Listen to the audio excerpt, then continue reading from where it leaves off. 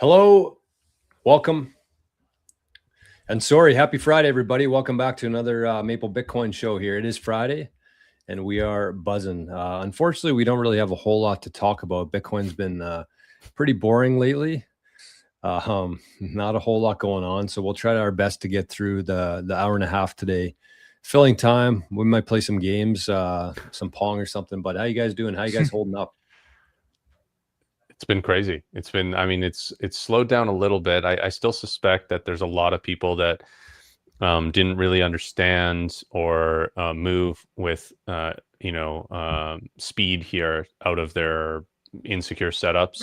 Like I think yesterday I posted a tweet. I was just like, I still think there's probably people that have just been like, hey, mine's okay in an MK4 and an MK or in a queue that's seed phrase only that didn't do dice roll, and I think that's a mistake. I think there are still people out there that need to move their Bitcoin, but I know a lot of people have. I know a ton of people have, but we're seeing rapid vulnerabilities in the layers on top of Bitcoin be exploited.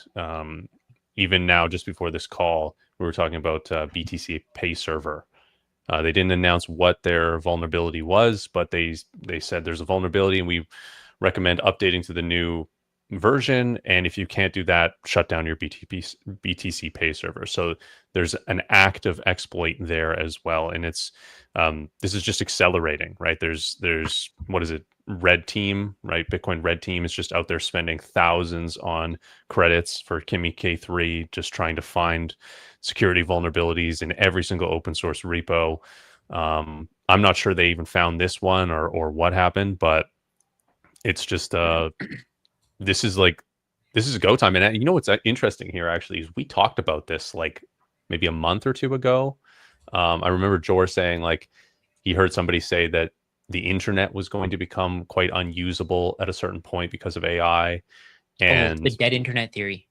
Yeah, because of like botting and all sorts of things. But we were also talking about just like get your Bitcoin offline, online things are going to be more vulnerable, all of this. And that was all just general advice. Obviously, moving to a Coldcard would have been a mistake, but, it's very difficult for any of us to have found that. I mean, that was a bug in there for 5 years, and the best security researchers out there were looking through that code and didn't find it. So, you can blame whoever you want, but it's still just generally good advice to get things offline, as we're seeing now that exploits are being found all over the place in things.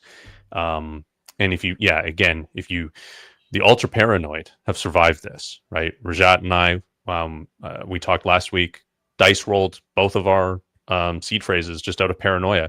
I had a Coldcard dependency in a 2 of 3 multisig that was dice rolled, that had a passphrase, and I still moved out of it because I'm too paranoid for it. This spaghetti code of what Coldcard is doing, I don't know what else they're going to find in there, right?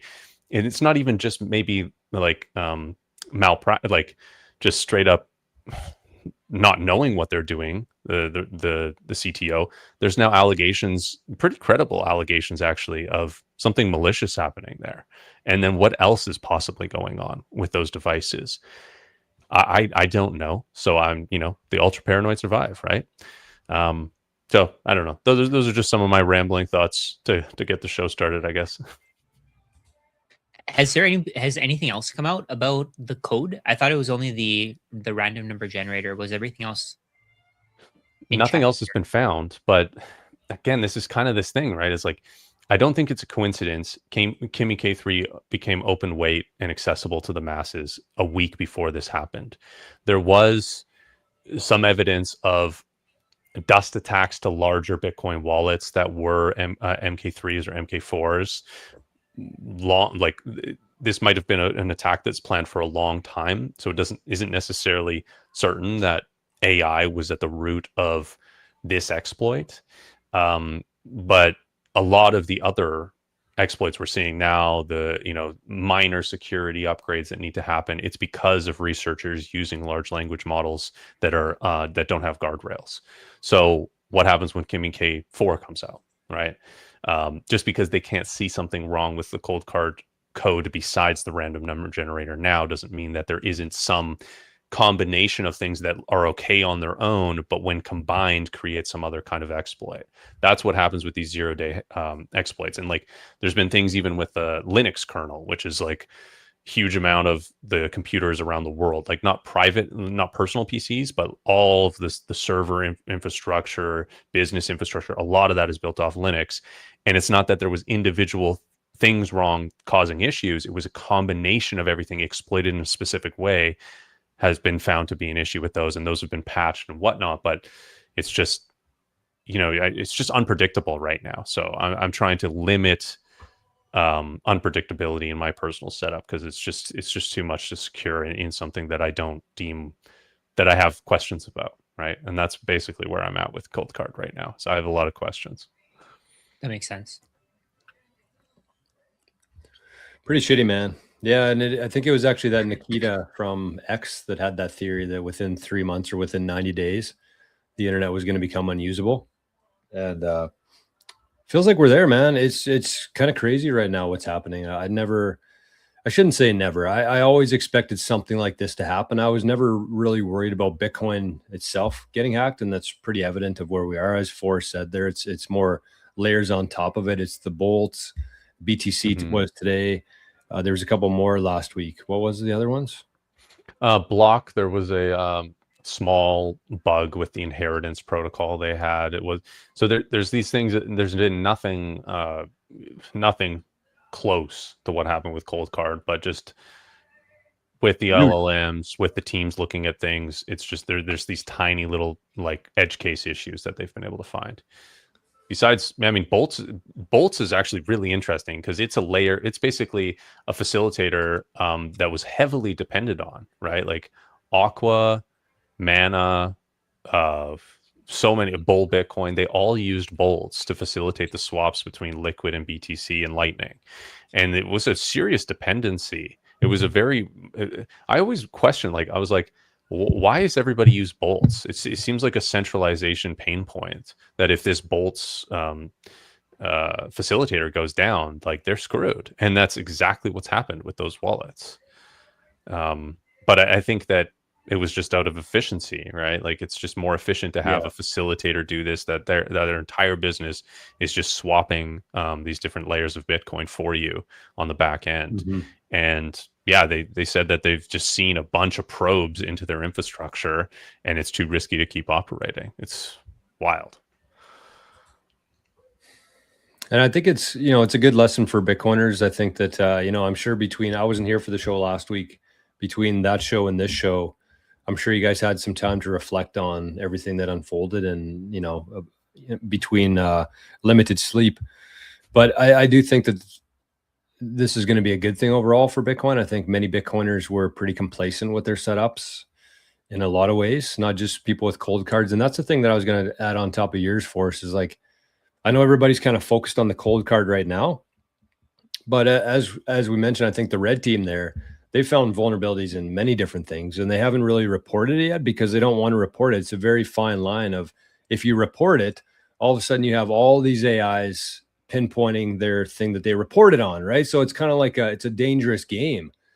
But I just want to say to everybody out there, like, if you have any sort of reliance right now, your Bitcoin is just sitting on a single 12-word private key, I would move that too. I would add a passphrase at a minimum on top of that and start making plans to some sort of a multi-sig, even if you were using something other than a cold card. I think that that's important. What do you guys think about that? 100% agree. 100% agree. There's no reason to have a seed phrase only wallet. I've never understood why people have that. Like, they just find passphrases annoying. You know what I mean? It just feels unsafe. It's so crazy. It's just, you just have these 12 words in your closet somewhere that anybody could find. Like, people wouldn't even need to know what Bitcoin is, and they think, okay, well, why are these 12 words written down? Exactly. There's got to be significance to them. They do a reverse Google search, like take a picture of it and do a Google lens of it, and they're like, oh, this is a seed phrase. Oh, this is valuable. I'm going to punch this into a software wallet and steal all this guy's Bitcoin. It's crazy that it's such a single point of failure. It's so much trust in the device that you've allowed to generate that. There's so many reasons not to have that. Passphrase at a minimum. And people have lost Bitcoin with passphrases too. So, like, that comes with the big disclaimer that like it's as important as your seed phrase in many ways, and in the ways of if you lose this, if you forget it, if you don't have it, you are locked out of your Bitcoin as well. So like you need to treat it with just as much importance and keep it also separate than your seed phrase to protect against that single point of failure. At a I minimum, think a lot of at a minimum, the passphrase.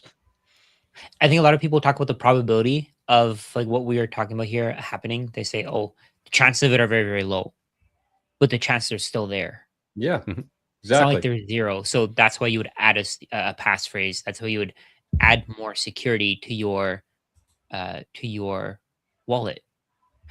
Did you guys see any reports of anybody in our community losing Bitcoin? I didn't see anything. None. Nope. Yeah, I had lots of people that I had as previous clients, lots of people on my personal school, on Maple School. I even had somebody from your school too, Jor, reach out to me, visionaries. They needed to move Bitcoin. None of them lost any Bitcoin. I don't think anybody in our community had seed phrase only. A lot of them had passphrases because we've always talked about them. We've always consistently talked about passphrases at a minimum. Yeah. And they, just felt insecure just relying on the passphrase, which is fair because I think one thing that I need to iterate more is just you got to have a passphrase that's not somebody's name, not just one word, right? It needs to be a little more complicated than that. And it's in a situation like this, it's buying you time. It's not ultimately going to be like a forever wallet if you're just relying on that passphrase. But yeah, nobody I know lost any Bitcoin. There was some pretty sketchy stuff that I had to deal with people with though. Pretty bad situations that it's like, a week or two away from losing their Bitcoin. And, really a lot of people that just like shouldn't be in self-custody. There's definitely people like that. I've only had one client before where I've told them, where I've basically said, I'm not willing to help you set up self-custody because I don't think you're capable of it in your current situation. And, I'm not going to get deeper into that. But there's definitely people that I ended up working with that were looking for a pound of cure when they could have had an ounce of prevention, and they didn't know how to use their somehow they had Bitcoin in a Coldcard. They have Sparrow. They have no idea how to use it, no idea how to make a transaction. Seed phrase only, the simplest way you could use it. No idea. I had to take over people's computers, had to generate software wallets with their backups because I had to, talking them through it remotely, couldn't scan the thing, couldn't figure out how to make a transaction, and they have self-custody. It's a crazy situation to have been in. And there's too many people like that out there that should have just had their Bitcoin on an exchange and begin learning self-custody with a very small amount. These people had their life savings. People saying like, this is going to be my inheritance for my children. I need your help.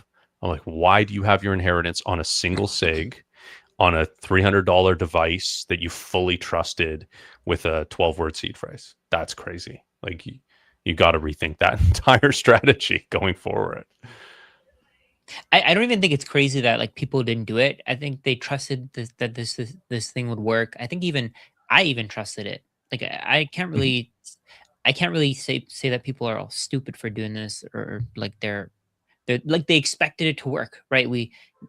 The problem though was that I think people didn't realize how much work it actually takes to secure Bitcoin. And there could be incompetence along the way. And that's exactly what happened. They were incompetent. The Bitcoin was lost. There's nothing they can do now. But they didn't, like, this had never happened before. In 17 years of Bitcoin's history, this never happened.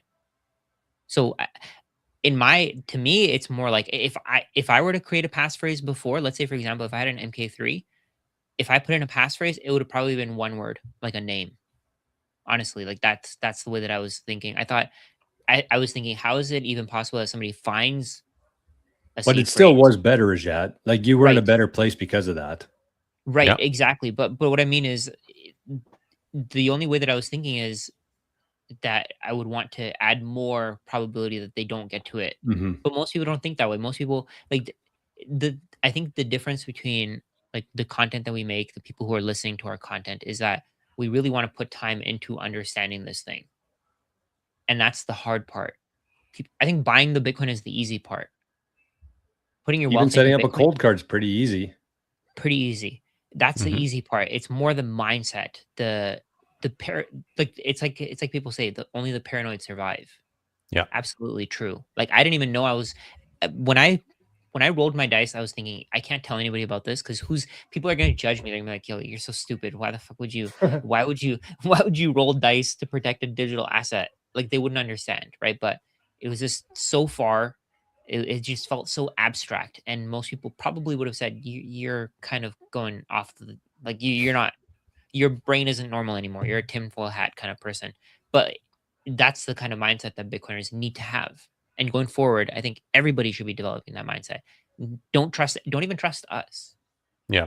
Right? Like if somebody emails you saying, "Hey, send me your passphrase or your seed phrase and I'll give you more Bitcoin back." And it's emailed as one of us, right? Don't trust us, right? When we don't want your Bitcoin. Yeah. Yeah. And I remember dice rolling my seed phrase and the entire time being like, this is fun. This is cool. It feels kind of cypherpunk.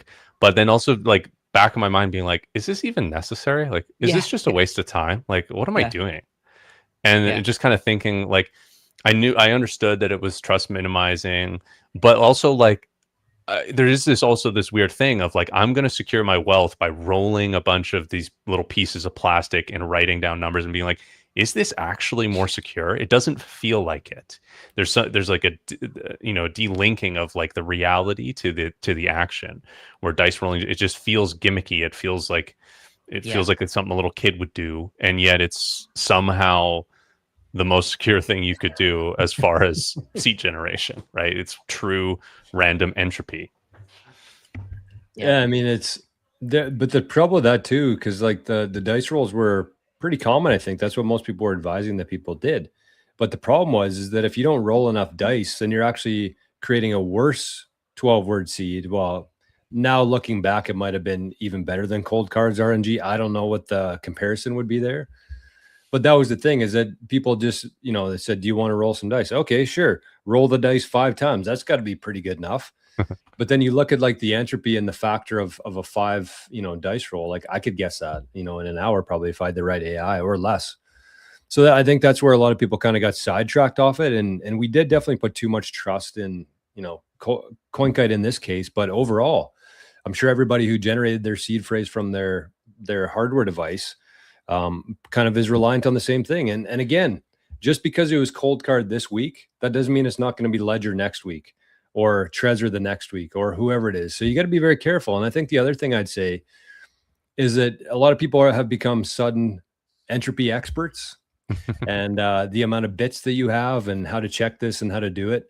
That's still, even getting to that point, even though it is an important part of it, having that solid foundation of like a proper passphrase or seed phrase, that's still just like the beginning of it. You know what I mean? Like even if you have that, there's still other things that you have to deal with.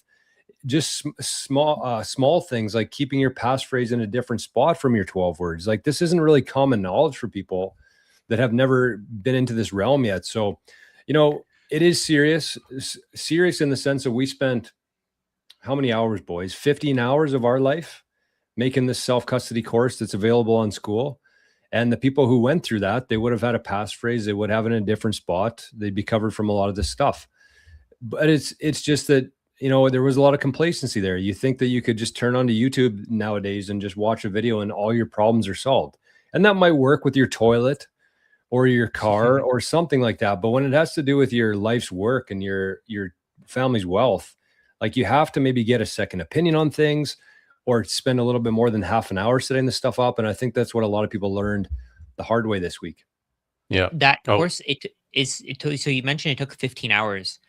The 15 hours is just what it took us to record the videos. True. Like in total, it's probably 15 years of experience and just thinking about like, even before I was a Bitcoiner, like deep down, I was a Bitcoiner because I thought the way that Bitcoiners think, right?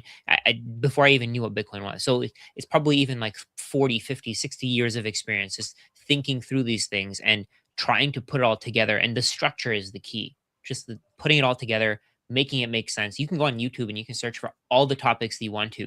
We'll give you a list of the topics that we talk about. You can go and search for them, but like that's the thing. You have to understand the way that this was created, the way that that course was created. It comes from the mind of three people who are extremely paranoid about other people taking their Bitcoin, and knowing that, okay, every Satoshi counts. Jor says all the time, you have only 2.1 quadrillion Satoshis that you're picking out of, right? Forrest said, like, the thing that you keep, like, I keep thinking of when you talk about it, when I talk to you, Forrest, is Bitcoin is max pain. And that's exactly what's happening right now. The people True. who didn't put in the time, they're feeling the pain. Yeah, and you got to put in the time, and that's exactly That's what it. that course is it's a way to accelerate putting in the time. Jor, you mentioned rolling dice ineffectively. So 32 bits of entropy is what was in the MK3. That would be 13 rolls of dice. And it's not like a computer can hack that in an instant. So you have to roll for a 12 word. You have to roll 50 times for a 24 word. It's 100 times, and you're creating so much entropy. It's just insane.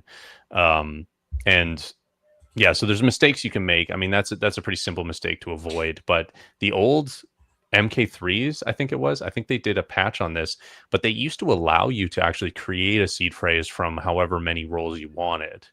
And people were rolling like 5 times and generating seed phrase that was instantly hackable. And I mean, that's a big mistake too. That's crazy. Yeah. There was somebody who actually put in 666 a bunch of times, 100 times. I don't know if you guys saw that post. No. Somebody just entered 6 a bunch of times because they were thinking that the dice roll is going to be done by the device, and they didn't understand what it was, but they did it. And I don't remember if they got their Bitcoin taken or not, but that's pretty wild. Yeah, I mean, it's I think we talked about this at some point, but yeah, I mean, 106 is, I think that if you look on that Ian Coleman site, I think that would take like less than 2 seconds for it to crack. Probably. Because obviously it tries those first, right? Like that'd be the first thing that they try. 100 zeros, 100 ones, 100 twos. Even if you mix a couple different numbers in there, it's still like one of the first things that would be cracked based on that. Yeah. The patterns. Yeah. So anyways, there's a couple of questions here I saw. By the way, we're here, we're live. We know that everybody's kind of in a fearful and anxious state right now. If you do have any questions that are generalized without giving any of your information away that you have for us, today would be a good day to go through it in the throw in the live chat for us. First one here was from Noggles. Noggles 44 says, how do you guys feel about generating seeds on a Coldcard using 100 dice rolls, verifying it works, obviously on something like the Bitcoiner.guide or Ian Coleman, and then generating those for your new wallets? Any problems that I'm overlooking? That's what I did in my video on dice rolling that became very popular last week. I think it had 2,000 views up until last week, and now it has 10K views. So people are really looking. wow. Yeah, people are looking into dice rolling. That's exactly the strategy I did with the Coldcard. Was I generated a full seed phrase on there, rolled, and then input those exact same inputs into the Bitcoin guide, and then the Ian Coleman, and got the exact same results, and then destroyed that seed phrase. Just wiped it, got rid of it, and redid the whole thing, but didn't input that into an online device. I think the only problem there, in my opinion, is that you're still using a Coldcard, which I have a lot of mistrust in general, but it's at your discretion whether you think that's a continuing issue or not. There's even other people saying, I did dice rolling, I did passphrase, I'm keeping on the Coldcard queue. I believe, Rajat, you said the same thing last week. It's up to you guys as individuals to continue to trust that. To me, I'm moving away from Coldcard entirely. And I'm suggesting that exact setup for a simple single sig to clients and a multi-vendor multi-sig, so you even minimize your trust even more by having no trust in any single device if there ends up being some future vulnerability found in them. Different secure elements in every single device, no crossover, and different ways of compiling and building transactions and signing transactions with each device as well. So they're not even overlapping on their code base at all either.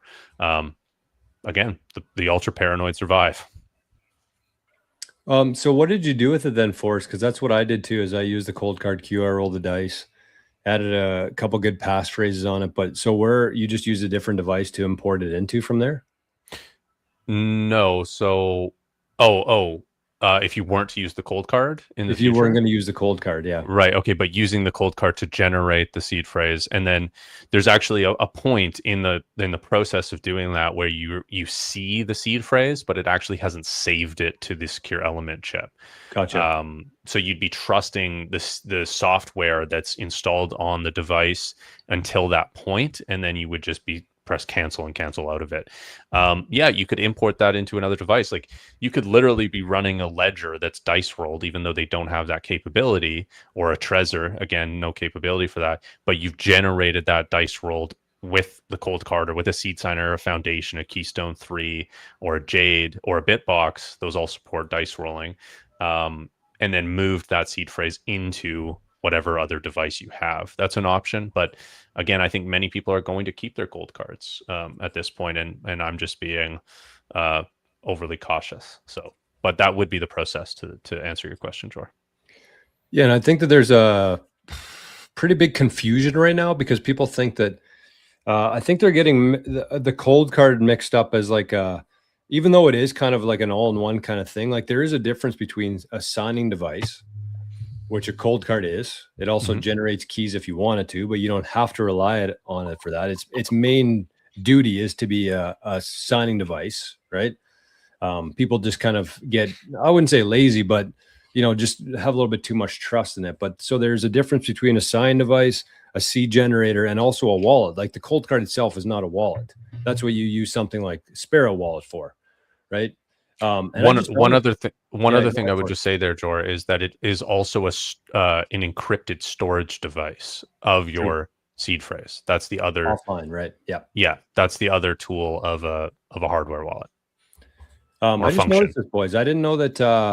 I was just looking at our master class here on cold storage, and this was episode number 5. We actually talked about this exact thing. Yep.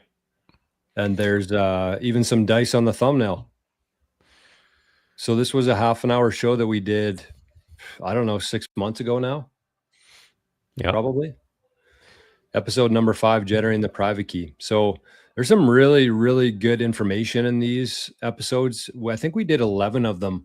I'm going to be uploading 9, 10, and 11. I think it was it 11 or 12?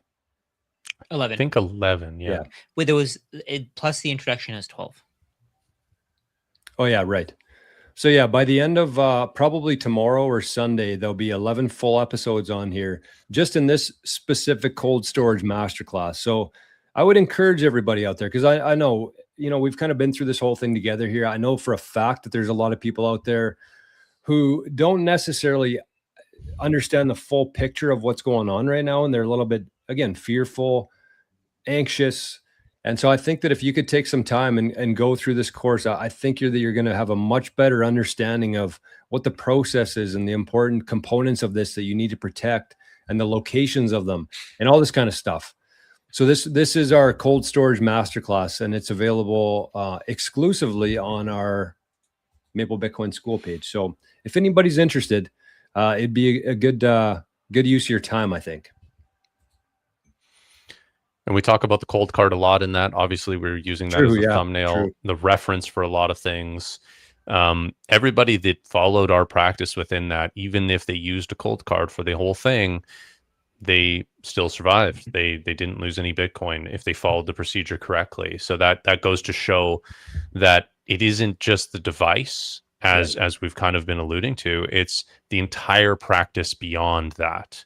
And the ways that you secure, the ways that you minimize trust along the way, so that if what you're trusting breaks, which is exactly what's happened here, you're not in danger. You're not in the most danger you could be, because you've only trusted it to a level that isn't super risky, essentially.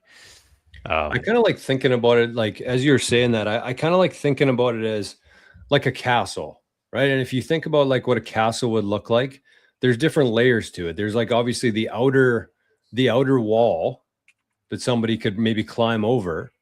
and get into the area there. But then there's another higher wall that's behind that you would have to be even more, equipped to climb. And then even above that, if you manage to get over that second wall, there's a third wall and a fourth wall. And I think that's how people should be thinking about their security, where if you had a single sig generated on a Coldcard, you had a fence up, but somebody could have jumped over it, right? And then that's all you have there. But if you build up your security in the sense of thinking about it like a castle with all these different layers and things that people have to attack before they can get to the queen up at the top there, which is your Bitcoin, then that's how you really want to structure things. And I think that when you layer things like the dice rolls, the passphrases, the multi-sigs in there, that's how you build up the castle and get your queen safe. Good analogy. I like it. Shout out to Jackets here. Jackets, some nice words for the boys. Been pretty rare lately after our Coldcard recommendations. But Jacket says, I'd like to thank all three of you for providing useful content and inspiring me to keep stacking sats. I just became a whole coiner, and I'm not sure I'd be here without these channels. Thank you. Awesome. That is awesome that you got there, and glad to be part of it. Queen Bitcoin of Satshire. Okay, boys. Well, any final thoughts on this? We can probably move on to something else. I saw a good question from Wyatt. Oh, sure. What do I do with my Coldcard now? I don't. It's in the starred. I don't want to use it, but I also am not sure of how to get rid of it. There was, maybe this is something that most people don't really think about, but there was I'm always on X, so I see these posts. People were saying how maybe you'd want to keep your Coldcard to retain proof that you actually owned the Bitcoin that was related to whatever the hack was. So let's say, for example, if you smash your Coldcard, you throw it out, you can't really prove that you own the Bitcoin in case there is some kind of way to get the Bitcoin back. Or let's say, for example, there's a class action lawsuit. How would you be part of whatever the result of that is if you can't prove that you have the Bitcoin? The point of Bitcoin is just to be able to prove that you have your Bitcoin. You can sign a transaction. So I would say keep your Coldcard. What do you guys think? It would definitely be evidence if you had gotten your Bitcoin taken. It would be part of the equation of evidence for sure. If it's not, and you're just not comfortable using it or comfortable in the future generating seeds or storing seeds or whatever, or transacting using it, any part of the function of a cold hardware wallet, you don't know necessarily how it'll be in the future. I mean, there could be crazy scenarios, right? Think about this scenario. Trezor buys the assets of CoinKite, completely rebuilds the entire code base off of their code base, releases a firmware update. You now have a Trezor-backed code base with the form factor of Coldcard. Would you feel comfortable using it then? Maybe. So I wouldn't say, I mean, right now it's maybe a paperweight. You could literally use it if you felt secure about the secure element, the dual chip secure element system of it, and you're not using it for anything else. You could have your 2FA on there. You could have your secure notes and passwords, use it as an offline password generator. You could turn it into calculator mode and literally use it as a calculator. I mean, the use case becomes very limited if you're not using it as a Bitcoin wallet, but there are a couple things just as examples. You can also shoot it. Yeah, there's literally a shoot here instruction on it, so you could do that. And I did see a video of somebody hitting it with a slug. Wow. Yeah, I was thinking about teeing one up and hitting it with my driver just to get a viral clip. I think that'd be pretty funny, but I don't want to waste it though. I don't know, man. That's one of the things that have really been hard for me this week is, I just looked at I loved using the Coldcard. Like I honestly just felt like such a pimp. You know what I mean? It was just so easy to use. Obviously there was lacking some components of it in terms of how the seed phrase was generated, but like the ease of use, the features of it, like it just felt cool. I don't, it's hard to explain, but that's been one of the most devastating things for me this week is like, I can't use this anymore now. Like it sucks. And it just, of all the devices I've used and seen, like it was by far the best to use. And I don't know if you guys echo that. Obviously we were, pretty big proponents of it, but yeah, it was pretty sucky. no wallet is perfect, but most wallets are worse Yeah. in the way that they work. I mean, a lot of people complained about the Coldcard being too complicated. I did not find that to be the case whatsoever. It was very intuitive. It was awesome to use. That's why I recommended it. Not because like I got in-store credit for my affiliate link. It was basically worthless. I was More literally shitty cold cards. yeah, it was more shitty cold cards with terrible entropy. Like I literally was searching through the store, like, what can I buy with any of this? Like I bought a overpriced block clock because I was like, what else am I supposed to do with this? So meanwhile, I could have been recommending the Bitbox or the Jade, which I had previously done, and they, I earn about $20 every single time somebody would order one of those. And I just didn't because I loved the cold card so much. I literally told people about the cold card because I thought it was the best and enjoyed it the most out of any other wallet I've used. I have a Foundation Passport Prime that I was literally shooting a video of up to the minute of us going live here. And there's just things about it that are just so annoying. And it's like a $500 top of the line thing. And it's just, why is it designed this way? Why isn't this working? Why, when I add my passphrase in there, does it save it and I have to actually remove it each time? Why isn't that just automatically erasing it when I turn it off?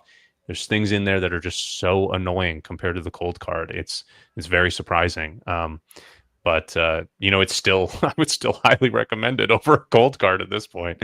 But yeah, there's no perfect wallet out there.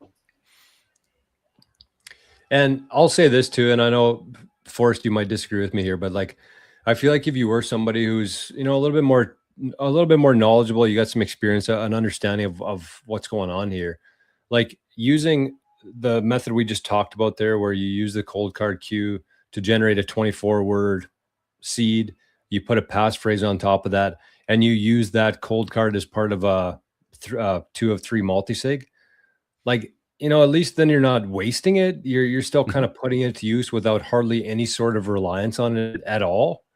Like is that a situation where people could use their cold card? Yeah, totally. And the only downside to that is if CoinKite goes out of business, they don't get acquired and they stop doing firmware updates, the device eventually becomes obsolete, and you just have to, sorry? You still have the seed from it? You still have the seed from it, which is fine, and then you would just import that into a new device. So worst case, at some point, you have to replace the device itself in the multi-sig quorum. Right. But you would, unless there's some other vulnerability that's unknown, and CoinKite is just this epic honeypot of a technical, complicated technical retirement scheme, as NVK put it, then you can just replace that device with a new device if that device becomes obsolete at some point in the future in a multi-sig quorum. So not entirely annoying unless you had to fully move. Like there were many people moving completely out of their multi-sig. You can't add and remove a key from a multi-sig, so you have to move everything over to a new setup. Right. And that happened to people that were depending on cold card, either paranoid people, or, well, I would say anybody that had one should do that, but not not in a duress situation. Anybody with 2, it's much more pressing. Anybody with 3, you got to move it immediately. So, but that, who knows about the future, but that most likely wouldn't be a case in that situation because you've generated by dice, you've added a passphrase. So you've removed a lot of the dependency on cold card at that point. I feel like the worst case scenario that could go wrong with that is that there was some sort of thing within the device itself that was relaying information somehow. I don't know what that could be, but if there was, then you would essentially expose your public key and your multi-sig setup, but they still couldn't do anything to move your Bitcoin. Yeah, it's just that would be so obvious, right? Because that's got to transmit something. That again, I haven't done all those tests, but like, is it transmitting it over Bluetooth to a software that you've downloaded? Is it transmitting it over cell data? Like, it's just that emits something, and the like, you could literally run like an EMF over this thing and like detect it, or like, I don't know. Again, I haven't done those tests, but I just don't see it. I didn't Rapid see and this. tinfoil. I didn't see this being a problem, but I don't see that being a problem in the future either. So I don't know. Hopefully, I don't have to eat those words. Yeah, Faraday cages for every device you've ever used, and yeah. I mean, I do think though what you're saying there, Forrest, is like somebody, whether it's Trezor or somebody else. I actually did hear somebody yesterday who's already working on redoing the code and updating the firmware for Coldcard so people could still use it without any sort of reliance on CoinKite themselves, which I think would be pretty interesting. It seems like more of they wouldn't make any money from it, right? Because people already have the devices. So it'd be more just like out of the, the kindness of their heart. And I don't know. I think that'd be pretty cool. Because one of my favorite devices has always been the Foundation Passport Core. And it was very similar to like the Coldcard in terms of, both the code and the device itself. But they're not making those anymore.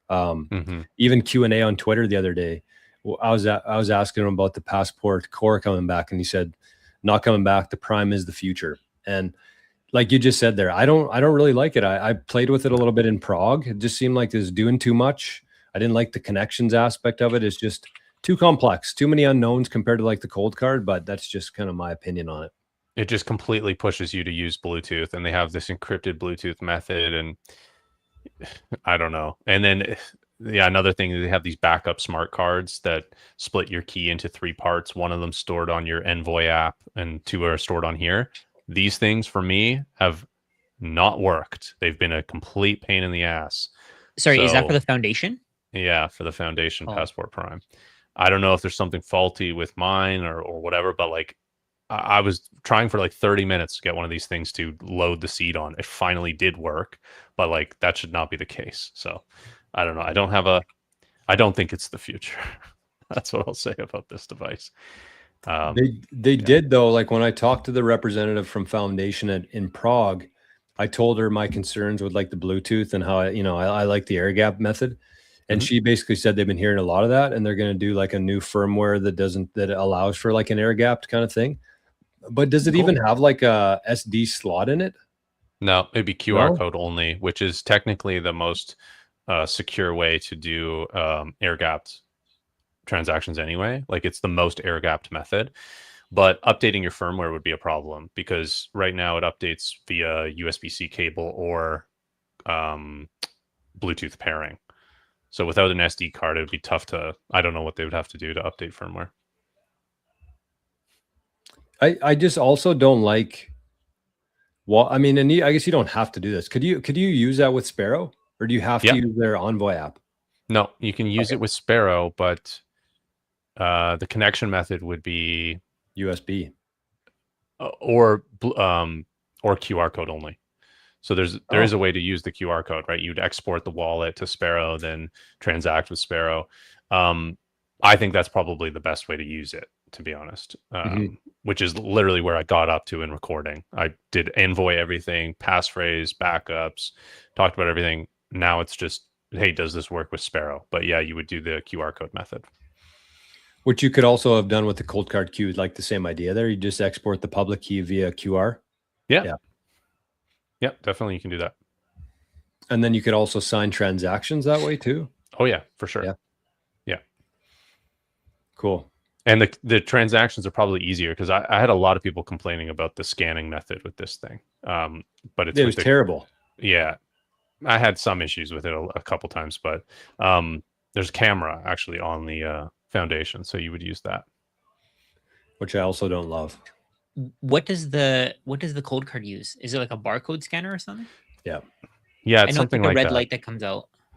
Yeah, I don't actually know, but yeah, I think it's specifically for scanning QR codes. Oh, okay. Marco said Tide's pausing payments in 11 blocks. Is that for Ocean? Yeah. Yeah, Tides is some sort of thing where they also pay you for your amount of hash, even if you didn't mine to that specific block or something like that. Yeah. Not sure exactly the ins and outs of that. BIP 110, that's maybe our next point here. So let's wrap this up, boys. Some good questions here. There's one more thing that I wanted to get to, but I don't know where it was. So I guess you probably don't have any sort of recommendations for a signing device as of now. I mean, there's Anybody? a bunch that I would look into. I'm not doing hard recommendations to people. The Keystone 3 Pro Bitcoin only firmware is pretty legitimate. It's very reasonable. One thing is that it ships from Hong Kong, but so you know, like how tied in with the Chinese government. Like there's always, again, no wallet is perfect, right? But every device is going to have parts that come from China anyway. So it's sort of how much of that is an issue, I don't know. But uses 3 secure element chips, QR code, SD card for air gapped, and yeah, very reasonable price. The Bitbox 02 is another one, and the Seed Signer, the Foundation. Although I have been, as I said, have been having issues with it, but it could be user error. I do need to go deeper into that. And then yeah, did I mention Seed Signer? Seed Signer is a stateless device, so it's a little bit of a different process. You have to create QR codes and scan them in each time you want to use your seed phrase. But you can generate a seed phrase with dice roll, or you can actually take a picture with it, which is really cool. I think there's going to be a lot of innovation with adding your own entropy. And Seed Signer has basically already done that, where you take a picture with the camera on your little device, and then it's randomly going to, using an engine, randomly going to select pixels out of that and use those as the randomness, and no picture is the same. So it's actually a really, really cool way to do it. Is it going to be like Pokemon Go, where they feed all those pictures to the government? There's well, no way it's to feed it it's to an the offline internet, though. device. Yeah. Yeah, that's what I was gonna say. It's a Raspberry Pi with no internet or Bluetooth that you are supposed to use when you build a Seed Signer. So I don't think so. Interesting. That's actually pretty cool. I didn't think that that you could do that. The picture.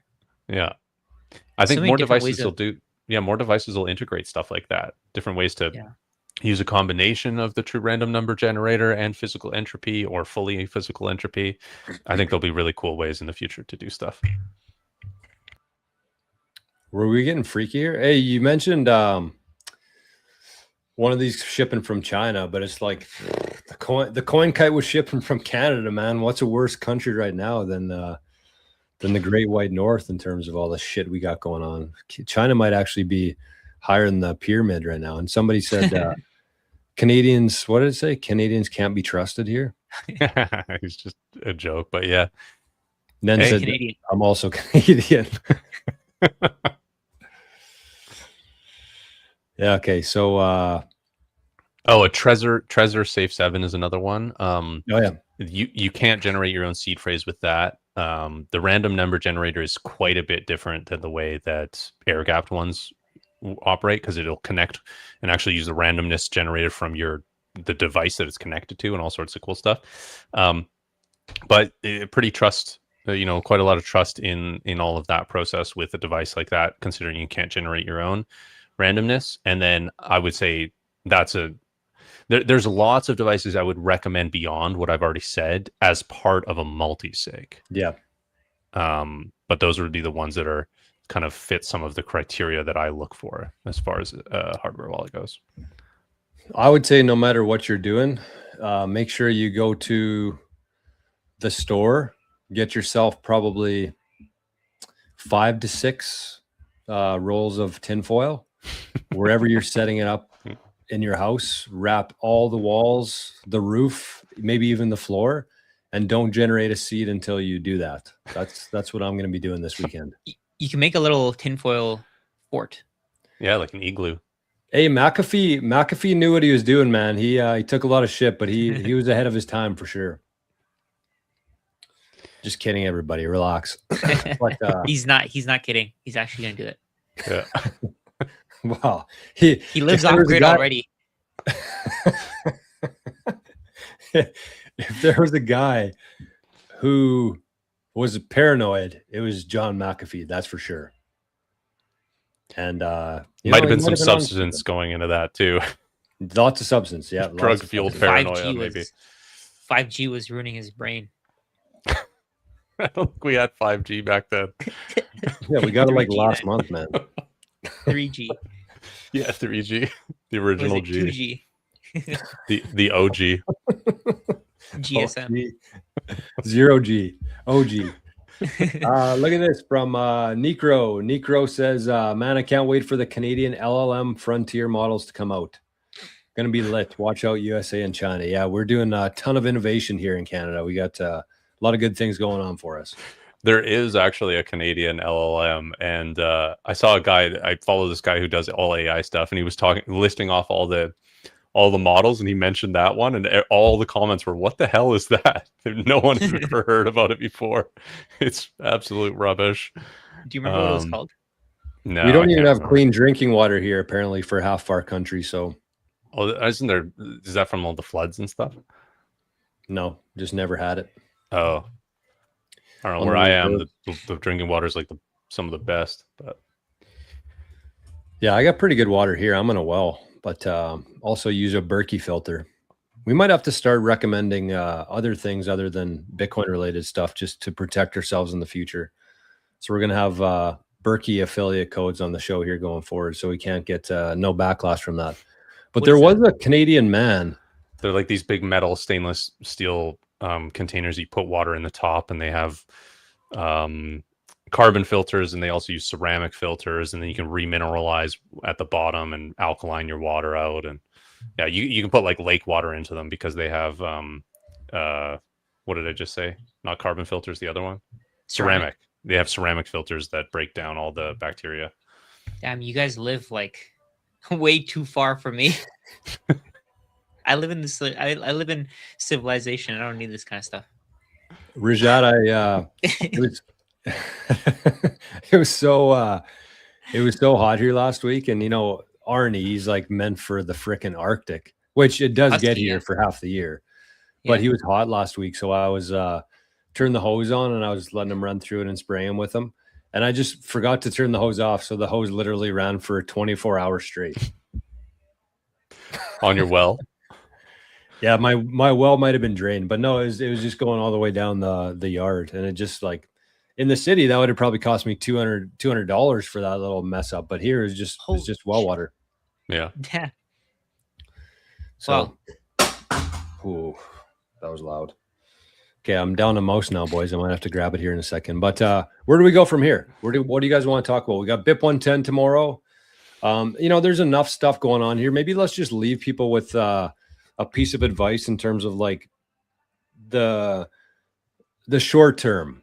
Because again, we still recommend, or I do anyways, everybody eventually gets themselves into like a multi-sig, multi-vendor kind of a setup, but you don't want to rush into it. I really feel like there's going to be a lot of people who rush into something, mess it up, and lose their coins that way that we'll hear about in a year or two from now. But what do you guys think for a piece of advice just to kind of get through the absolute freaking chaos zone that we're in right now? Oh, I wanted to have Forrest talk about the replay attacks again. Because that's going to happen. I think that's going to be relevant tomorrow. I think that's very short term. It'll probably affect a lot of people. We should maybe wait. We should maybe do that in the happy hour. Oh, yeah. Okay. I was thinking because that would be really important. A lot of people are probably going to try to sell their fork. Yeah. I think we should talk about it now. I think we should talk about it now, Joe. I think it's actually a bigger deal than people think of. So what we can do, I was thinking what we can do is we can do like a short overview here, and then we'll go deep in the happy hour. I think that's going to be a really important topic. Yeah. Okay. Yeah. Okay. Yeah. So in 2017, when BCH happened, so Bitcoin Cash happened, they changed I believe they changed the signature types. They changed something so that the entire system, although they copied the UTXO set, the transactions themselves weren't the same. So you're able to actually transact on one chain, and it would only work on that same chain. So what's happening tomorrow is there's a soft fork. And at a certain activation height, it's a user activated soft fork. So at a certain activation height, the nodes on the BIP 110 side that are running BIP 110 software will actively reject blocks that don't signal for BIP 110. It actually doesn't matter if those blocks have spam in them or not. They could be completely BIP 110 compliant blocks, but if they're not signaling for BIP 110, they will reject them. But the legacy Bitcoin nodes will accept them because they're valid blocks. And when that happens, as soon as that rejection happens, there's a chain split.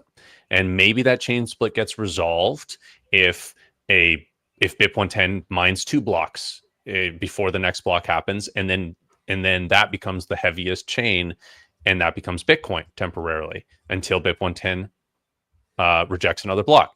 So there's going to be potentially, and I don't even see that playing out. I think basically first block that gets hit, it's a 97% chance it's going to not be signaling for BIP 110, and so BIP 110 will reject it, and immediately that'll happen. And then unless one of the big miners switches, right? Yeah, in the next 2 minutes, basically, it's coming down to the wire here. And there's basically the way I look at that is, for the past 6 months, there has been zero risk for a miner switching to BIP 110 for signaling BIP 110. Except optics. There's an optical risk, because if they're a mining pool and they're supporting this BIP, then all the hash that is hashing to their mining pool can make up a decision based on the pool itself switching and signaling for that, whether they want to continue contributing hash to that pool or move over to another pool. It might be shareholders, might be all sorts of stuff. So the entire time here, there's been almost no risk to signaling for BIP 110, and it has not happened. I would argue that miners are very they seek stability, because they basically are investing in an asset that's highly volatile. So anything they can do to create stability with the electricity costs, with the hardware costs, with rent and capex and all of that, they'll try to create stability. So the idea of them switching last minute to try to win one out on another pool or something like that is inherently completely unstable. There is always that possibility, but I think that would be a crazy thing for them to do, because it's just going to create instability for themselves as well. So I'm talking about zero risk to the miners right now to switch, but as soon as BIP 110 activates, there's an incredible risk to be mining BIP 110 blocks only, especially after, only after the initial split happens. As soon as BIP 110 chain rejects a block, if you are mining for BIP 110, you will be mining on that chain, and what is it going to cost you to mine a block? $200,000 to $300,000, and you're potentially wasting that by mining to that. So anyway, the whole that's sort of besides the point. That's sort of all the game theory stuff about what could potentially play out here. I think as an individual, I think it's important to begin to protect yourself in this situation that's coming up tomorrow, because a persistent chain split happens. Maybe there's some hash rate. Maybe there's some kind of market that shows up. Maybe it's just a guy who says, hey, I'll accept your BIP 110 coins. You can create a BIP 110 compliant transaction on this blockchain. You can send me the coins to this address, and I'll give you 1/10 of the amount of value or of Bitcoin or whatever the price is. And you might think, okay, well, I don't think these are going to be worth anything because this is just a chain with no hash rate and no community and no real network. So I'll just do that. And then what happens is the transaction types, the signatures, the blockchain, everything is the same on both chains. So there's something that's possible called a replay attack, which means somebody could take that transaction and broadcast it to the other Bitcoin network, and it would be valid, and it would happen over there. So imagine this, right? Me and you, Jor, I'm saying, I'll buy your BIP 110 coins. I'll pay you $10 for every 100. No, I'll pay you, I don't know, whatever. $10 for every 100. $10 for every 100. $10 for every 100. Yeah, $10 for every 100, yeah. Whatever it is. And then you say, okay, great, I'm getting something for these coins that I think is going to not going to be worth anything. You send me that transaction. I then replay that transaction on the Bitcoin network, because you have the equivalent Bitcoin, because that's the only way you got those BIP 110 coins to begin with. And I have the Bitcoin wallet on the other side of that. So I've now taken your Bitcoin and your BIP 110 coin, giving you a little bit for the BIP 110, but I took your actual real Bitcoin, because those were existing in that same wallet. So I got $10 for 100 Bitcoin then, plus the Bitcoins? $10 for $100 worth of Bitcoin was what I was going at, like 10% or whatever. Gotcha. Yeah. 10% on the dollar kind of thing. That'd be a pretty good deal for you. Yes. So this is an elaborate, this is a scam that people can do, right? They can be saying, hey, buying BIP110 coins here, I'll pay you this much for them. And then on the other end, they're relaying the transactions and getting the actual Bitcoin from those people. I bet that'll happen, right? Because there's no Oh, yeah. replay protection on it right now as it is. No, there's no replay protection on it. And And they don't the really only have any incentive to like do any favors for Bitcoiners right now either. Like, yeah.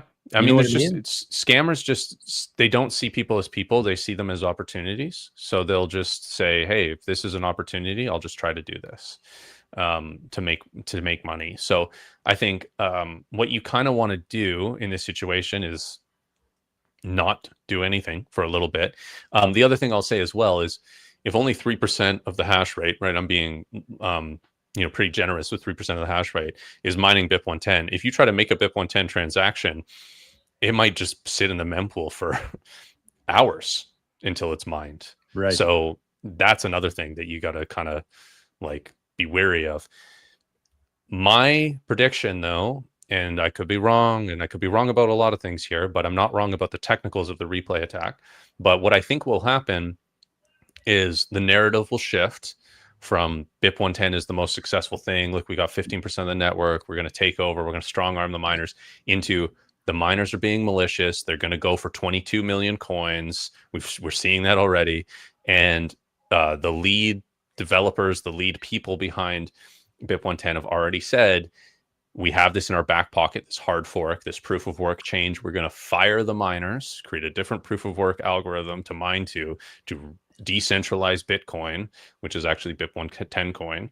And they're going to hard fork. And at that point, if they don't add replay protection into their hard fork coin, this is a serious attack on Bitcoin, in my opinion.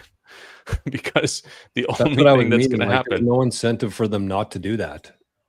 There's no incentive. Well, the incentive is that they literally think that they're Bitcoin and that screw anybody else transacting with pedo coin or whatever. That's what I mean. We don't care if there's replay protections, and just screw them. Like, you have BIP110 coin if you're transacting with BIP110 coin, and who cares about what happens on the other chain? So if that happens and there's no replay protection put in there, the other thing that'll happen is no actual like legitimate exchange will list this coin, because they put their users' funds at risk by transacting with them and by using it. So then that would be the incentive for them adding it to get exchanges to list it. Yep. Yeah. Okay. I mean, there'd be many incentives. The incentive is to do the right thing and protect people. I mean, it's crazy. And not to be so ignorant that you think that you are in control of Bitcoin because you just cut yourself out of 97% of the network, or however you measure it, right? Like, it's 85% of the nodes and 97% of the miners you've just cut yourself out of, whatever the hell. There's a lot of duplicate nodes too, by the looks of it, with Jason Hughes's recent report. So as an individual, don't track DAF. Better not pedo. That's my British coming through. Yeah, that's how pedophiles. Ricky Gervais says it. Pedophiles. Yeah. As an individual, what you do is you don't transact. First off, you wait till the activation happens. You see what's happening all along over there. And then if you want to claim anything, if you want to transact or use Bitcoin and not have a replay attack happen on the other chain, or if you're trying to send Bitcoin into another, so Bitcoin or whatever, Bcash Jr., whatever people have created names for it are now. If you're trying to use that, just be aware that those transactions are also valid on the legacy Bitcoin chain, and that you need to protect and create a new transaction that only exists on one chain or the other. So what I would personally do if I wanted to use one of these coins, if I cared about any of this, is I would wait for the chain split to happen. I would buy some Bitcoin from an exchange, move it into my wallet on the real Bitcoin chain. Yeah, mainnet. I would move that in. I would consolidate my UTXOs with that new chunk of Bitcoin. So don't make any other transactions. Just the transaction is consolidating that Bitcoin all together with post-fork Bitcoin. That only exists on that one chain. That transaction only exists on that one chain. If it's replayed, it's invalid because the UTXO set no longer matches because you have a post-fork UTXO that you've consolidated with that Bitcoin.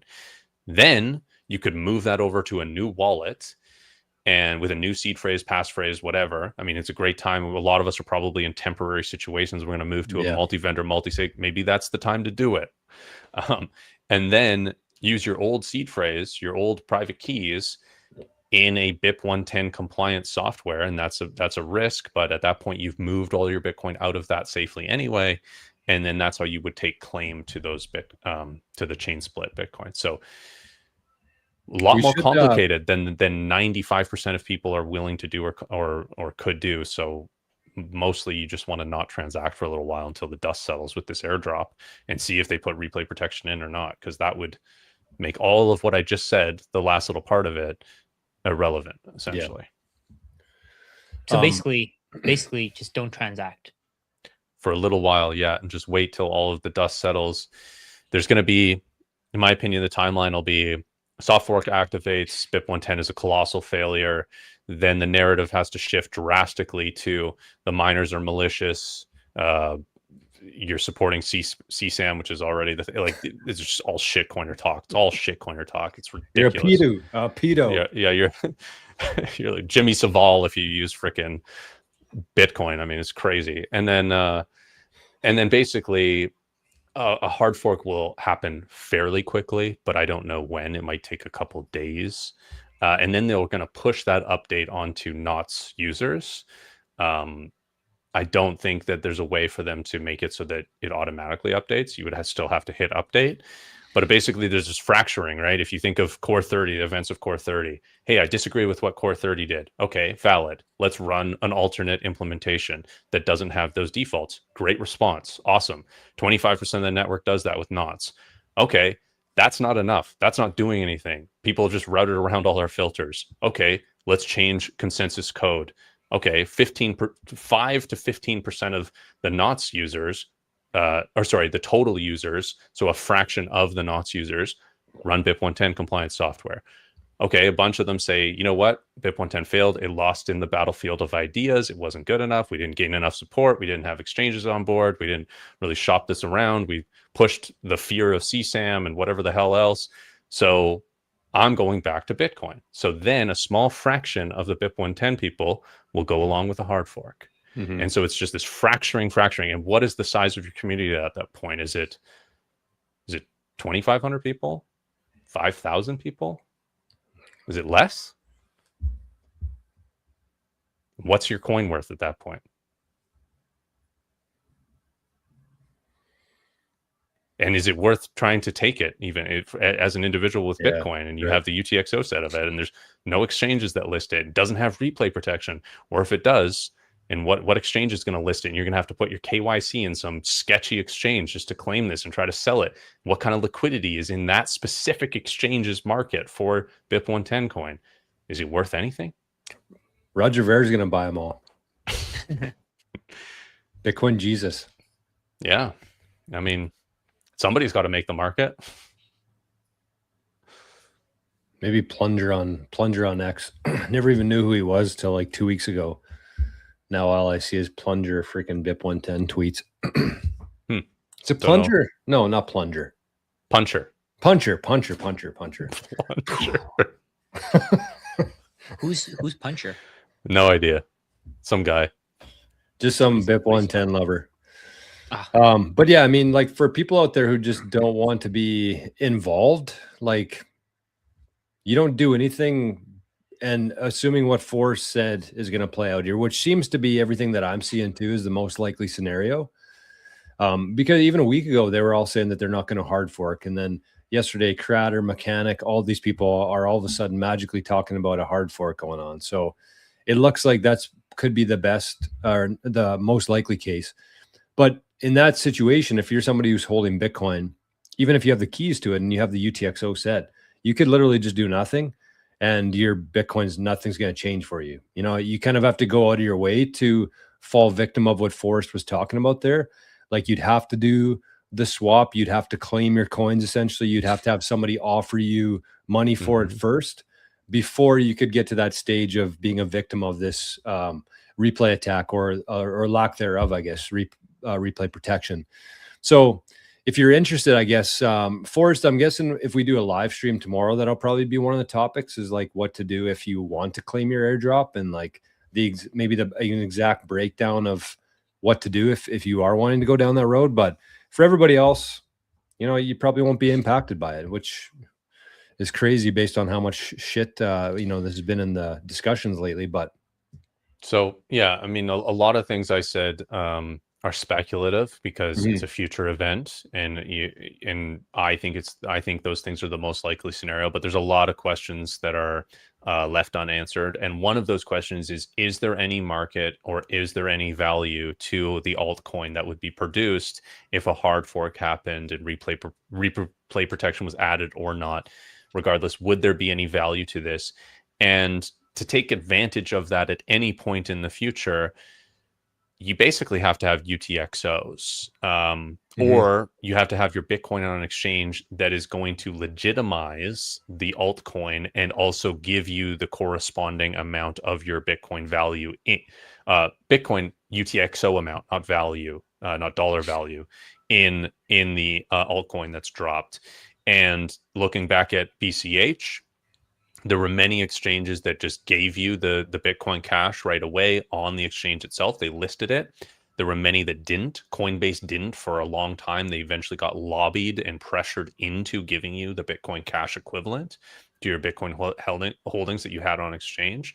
There were many exchanges that just never did. So they just took all that Bitcoin Cash for themselves and did whatever they want with it, sold it and profited more as a business or whatever. The way to fully avoid that, if there's any value in this coin, and maybe there won't be, and maybe none of this matters, but if there is value in the future, the way to ultimately claim that after you do what is necessary to protect yourself against replay protection and to protect your passphrase or your private keys is to own the UTXOs themselves pre-fork, because you will be given the equivalent post-fork of the altcoin. So there's a lot of people in this last week that have moved their Bitcoin to exchanges, which is an interesting situation to have just happened. And you may or may not be able to get that Bitcoin back. Now, is it worth moving your Bitcoin off of an exchange like River into a seed phrase only of some old ledger you have laying around that you barely remember how to use? No, to claim this airdrop. I would say like 99% probability of that isn't worth doing, because you're just putting your real Bitcoin at risk in that case. Is there other situations where you could set something up and you need to, it's all you as an individual, but I'm not advising people to like rush into this, because there's probably not going to be any value to this airdrop anyway. Yeah, agreed. Some good comments in here. There's people still going back and forth. This is kind of, I think, how a lot of people are feeling right now, is that they just kind of took it too far with their messaging and their, you know, what they were doing. But then there's also like people like Juan here say op return no limit is crazy. You know, it's one of those things where it's a policy change that Core 30 made, not a consensus change. And there's always been what was the maximum limit on the op return? Like 1 megabyte? Yeah. So 100,000 bytes, right? Yeah. Was it? Yeah, 100,000 kilobytes. Which is 1 megabyte. So that's always been the case since it was basically introduced of being able to be used in 2014. And then they just have created policy filters to limit that down to, they had different ideas of where to limit it to, and then they eventually fell onto something. I think it was 43 and then 80, 42 and then 83 for years. And that worked until people started configuring their nodes in a different way to bypass those policy filters. So is there an argument to limit op return at the base layer of consensus? Yes. And I think that I don't know unintended consequences of doing that. Is there a possibility that there could be some use case that's genuine that isn't spam? For, you know, is there a possibility of us of limiting that too much and then having to hard fork out to create more space and op return if we limit it all the way down to what the policy defaults were? Maybe. That all of that should be questioned. All of that should be worked through and tested for years, probably, before we do something, before we rush into an emergency hard fork on some subjective legal definition of what it means to be a node runner and what it means to have specific data on your node that's already completely possible to be on there and completely able to have that on there. So yeah, the risk vectors that a lot of the BIP 110 proponents are saying, I think are, well, first off, they're entirely subjective, almost entirely subjective, I would say. Are they founded in somewhat reasonable arguments? Some of them, yeah. Just as we stated here, being warm towards some of that. Is there possibility that some of the BIP things actually get implemented into a BIP with a higher chance of success? Yeah. But does that mean that BIP 110 is going to be successful? No. It's been a disaster. It's actually been pretty much a disaster. As far as marketing and gaining support for it, and the mandatory activation, the 55% minor volunteer activation threshold, it's been nothing short of a disaster, actually, in my opinion. So you're saying you're a pedo? That's what I'm going to be called by these people that will be an island boy. That was the buzzword of yesterday, an island boy. Yeah. I mean, it's going to be just as bad as Caspa, guys. Like, we're going to be just inundated with these people for at least months going onward, where we're not the real Bitcoin. It's going to be the same as BSV or BCH. So a lot of similar comparisons. It kind of went a different route to get there, but it sure seems like it's going to continue in that way. I mean, Forrest, you kind of mentioned this to me and Rajat a couple days ago or whatever, sometime recently. And I just think that there's such a big misunderstanding around what it is right now versus what people think it is, in terms of like what the filters do and kind of what we just talked about, what you can actually do, not just, around the filter versus actually changing the rules.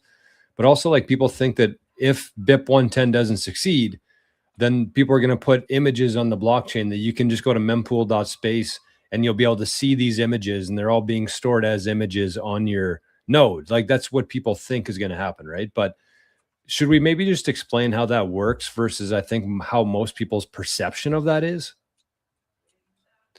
Because you have to have a converter, right? Like, it won't just show up on your node as an image on there. Like, you'd have to actually take the data and convert it into something that could be viewed as an image in that form, right? Yeah, and that's another subjective kind of thing, right? Is what is a node's purpose, right? And people will say, well, Core 30 changed the purpose of a node and turned it into data storage.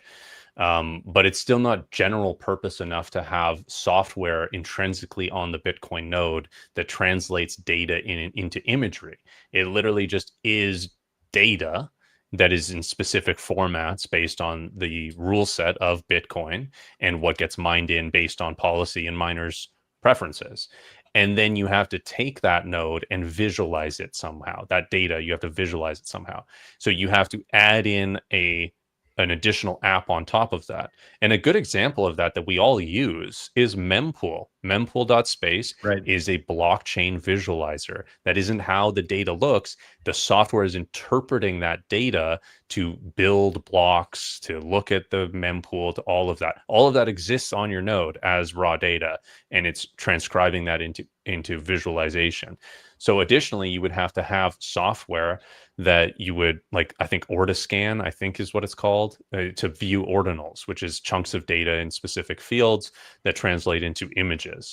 And this is a third-party software that you would go to. You would go to like a website to do that and paste in your transactions or however the hell it works. I don't even really know, nor do I care. I think that stuff is all worthless and useless and dumb. But what should be known here is it is different than like if you were to store something on a PC with Windows, because all of that's a general purpose computing system that has all of that baked in there.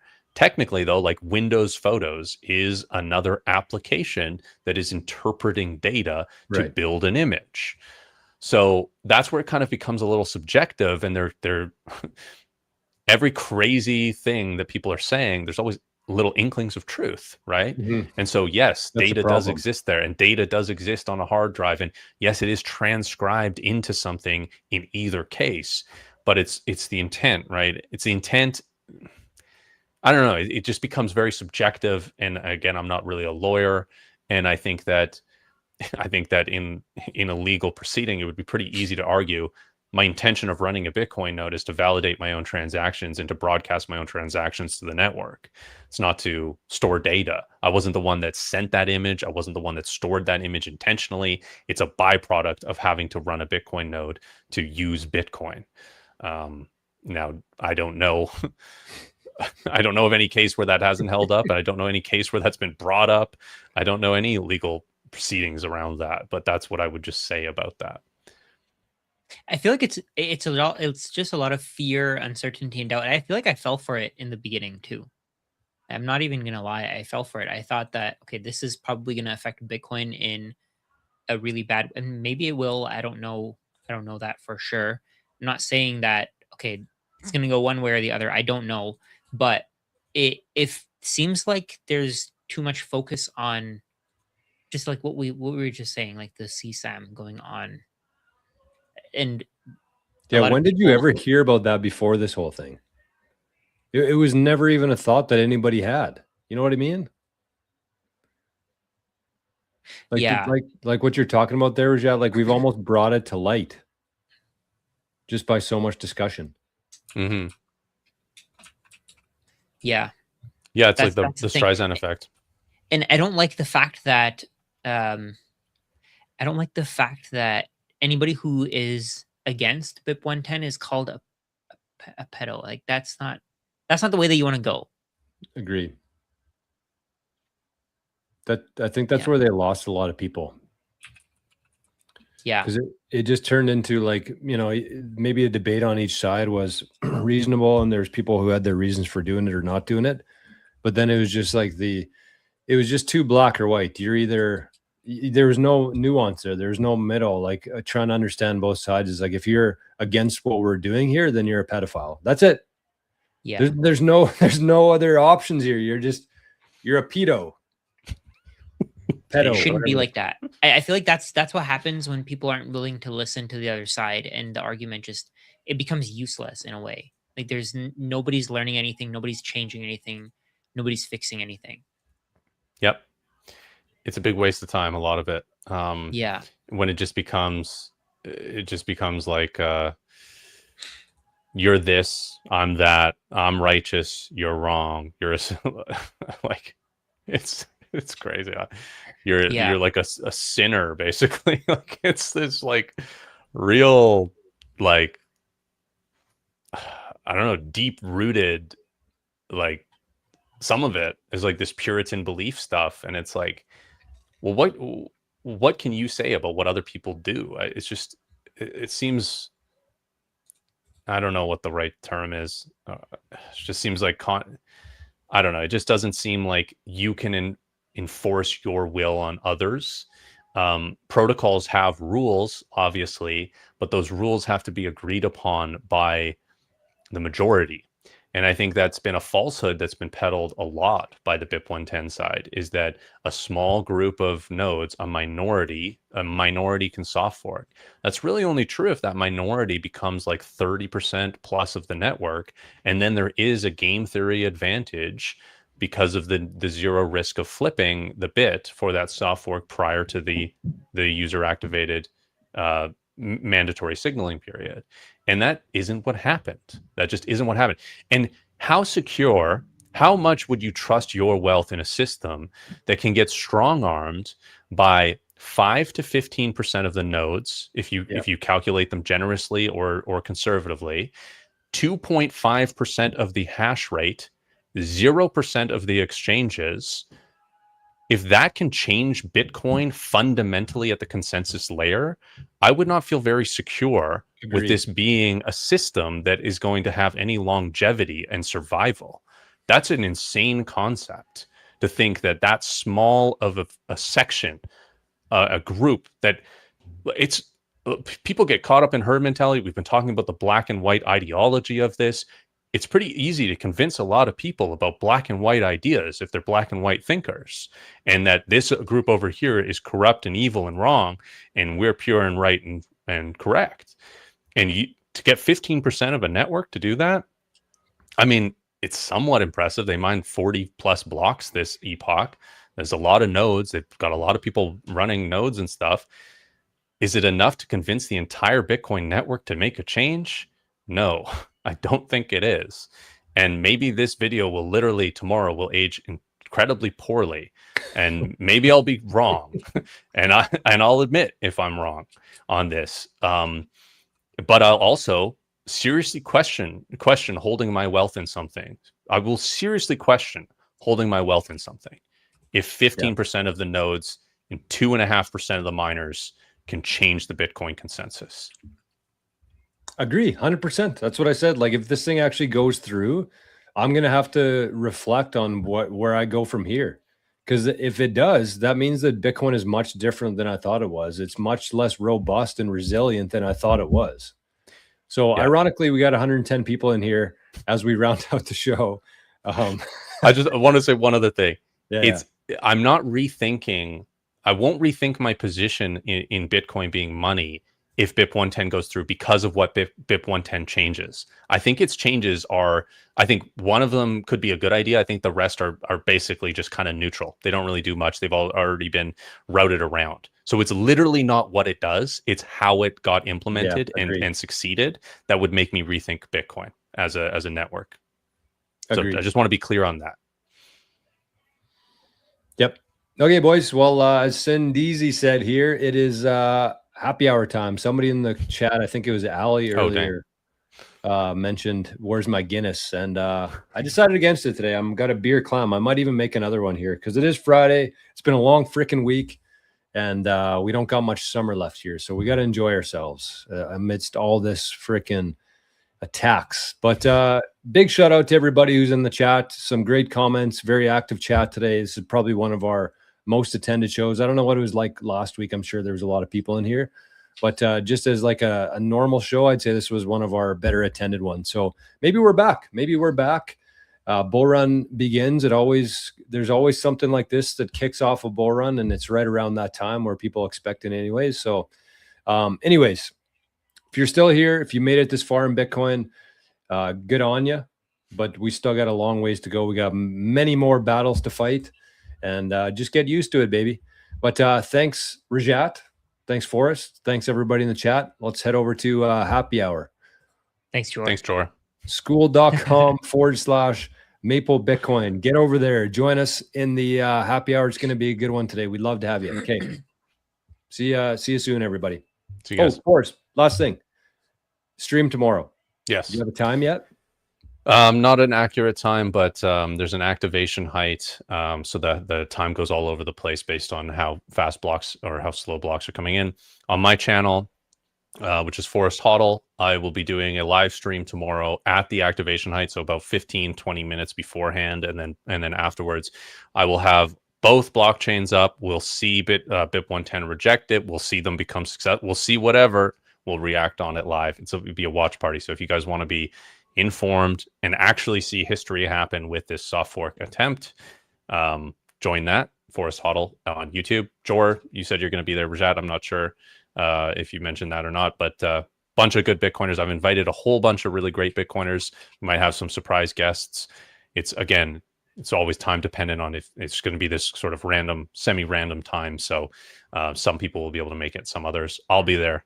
And at least some other Bitcoiners will probably show up too. So right now it's looking like tomorrow at 2 p.m. my time, which will be 3:21 Eastern time. And that would be like 12:20 Forest time, Pacific time. Yep. So it is still subject to change though. It'll be moving from now until then. So Anyways, I've got the live up already, and I'll adjust the time okay, tomorrow to the exact time where I'll go live. cool. Okay. Thanks, guys. Thanks, everybody. Talk to you soon. See you guys.